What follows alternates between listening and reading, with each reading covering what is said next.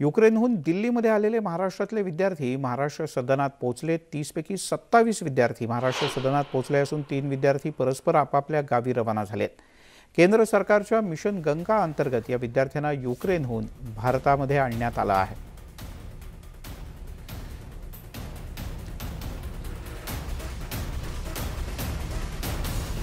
पण नीट पाहिलं तर जेमतेम एक बॅग या विद्यार्थ्यांच्याकडे आहे,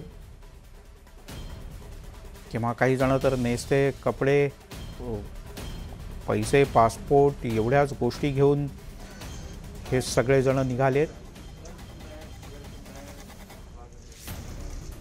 युक्रेनमधून आलेल्या महाराष्ट्रातल्या काही विद्यार्थ्यांशी संवाद साधलाय आमचे प्रतिनिधी प्रशांत लीला रामदास यांनी।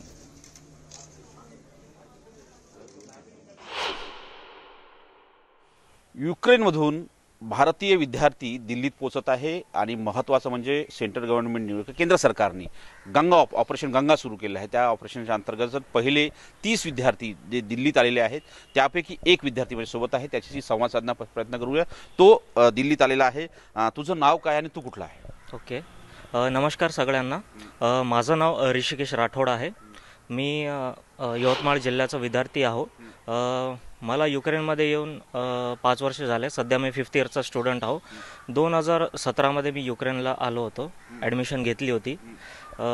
त्यानंतर सक्सेसफुली सगळे इयर पास करत करत आता सध्या 5th इयरमध्ये आलो होतो। 5व्या वर्षाला आहे तुम्ही वैद्यकीय क्षेत्राच्या वैद्यकीय अभ्यासक्रमाच्या। जेव्हा तिथे युद्धाची पहिली झलक मिळाली किंवा पहिलं माहिती मिळाली की युद्धाची आता सुरू होण्याची शक्यता आहे, तेव्हाची परिस्थिती आणि आताची कशी परिस्थिती आहे? फर्स्ट ऑफ ऑल तुम्हाला पण माहीत आहे, ट्विटर आहे, सध्या यूट्यूब पण आहे। या सगळ्यांवर आम्ही न्यूज वगैरेमध्ये बघत होतो की काय चालू आहे, काय घडत आहे।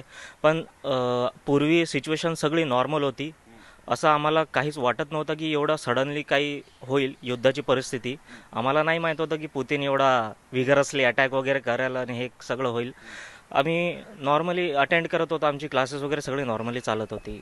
अचानक फ्रायडे नाईटला 5 वाजताच्या दरम्यान त्यांनी अटॅक केला। तेव्हा मी जागीच होतो, ट्विटर वगैरे हँडल करत होतो। तर आमची सगळ्यांची परिस्थिती खूप हे असमंजसमध्ये पडलो होतो आम्ही की आता काय करायचं। अचानक एवढी इमर्जन्सीची सिच्युएशन पण लागू झाली। प्रेसिडेंट जे युक्रेनचे आहे व्लादिमीर झेलेन्स्की, त्यांनी पण ट्विट करून सांगितलं की सध्या आपल्या देशामध्ये इमर्जन्सीची परिस्थिती निर्माण झाली आहे। तर त्यामुळे विद्यार्थ्यांमध्ये पण खूप म्हणजे सिच्युएशन झाली होती, खूप खराब। जेव्हा कळलं की आता आपण भारतात परत जाण्याची गरज आहे आणि जो अभ्यासक्रम सुरू होता तो अभ्यासक्रम आता इथे सोडावा लागेल कारण की तो आल्यानंतर पुन्हा कंटिन्यू करता येईल, त्यावेळेच्या काय भावना होत्या? खरं सांगू तर त्यावेळेस अभ्यासाचं तर लक्षात येत नव्हतं की अभ्यास पहिले महत्त्वाचा आहे की आपला जीव महत्त्वाचा आहे। कारण की सिच्युएशन खूप खराब होती, फार डेंजरस होती। कारण की कंटिन्युअसली ईस्टर्न बॉर्डरवर बॉम्बिंग चालू होती, मिसाईल्स वगैरे चालू होते। तुम्हाला कळलं की तुम्हाला भारतात परत जायचं आहे, त्यावेळेस तुम्हाला कशा पद्धतीनं भारतात परत आणण्यासाठी प्रयत्न करण्यात आले? कशा पद्धतीने तुम्ही बॉर्डर क्रॉस केली, कशा पद्धतीने पोहोचले आणि कसं जेव्हा तुम्ही विमानात बसली तेव्हा थोडं निश्वास सोडला असेल? ओके, फर्स्ट ऑफ ऑल सगळ्यात महत्त्वाची हेल्प जे आहे ते आम्हाला केली डॉक्टर सुनील शर्मा म्हणून आहेत। ते आमचे गार्डियन सारखे आहे। म्हणजे जे काही ॲडमिशनची प्रोसेस होती त्यांच्या थ्रू होती। द MD हाऊस म्हणून तो एक फर्म चालवतात, त्याच्या थ्रू ॲडमिशन्स होतात। त्यांनी सगळ्यात पहिले आमचं जे ग्रुप्स वगैरे आहेत त्याच्यामध्ये इन्फॉर्मेशन टाकली।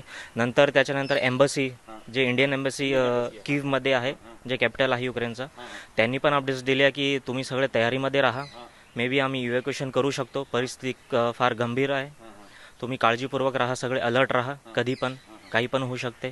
तर त्यांनी अपडेट्स दिले की नंतर त्यांनी दिलं की आम्ही इव्हॅक्युएशनसाठी फ्लाईट्स सुरू करू। तर बॅक टू बॅक फ्लाईट्स येत होत्या। ते ऑफकोर्स एअरस्पेस तर बंद होती युक्रेनची। तर जवळपास जे एअरस्पेस होता आम्हाला हंगेरी होता, पोलंड होता आणि रोमेनिया होता, हे सगळे ओपन होते आमच्यासाठी। नवी दिल्ली अनिल प्रशांत न्यूज 18 लोकमत।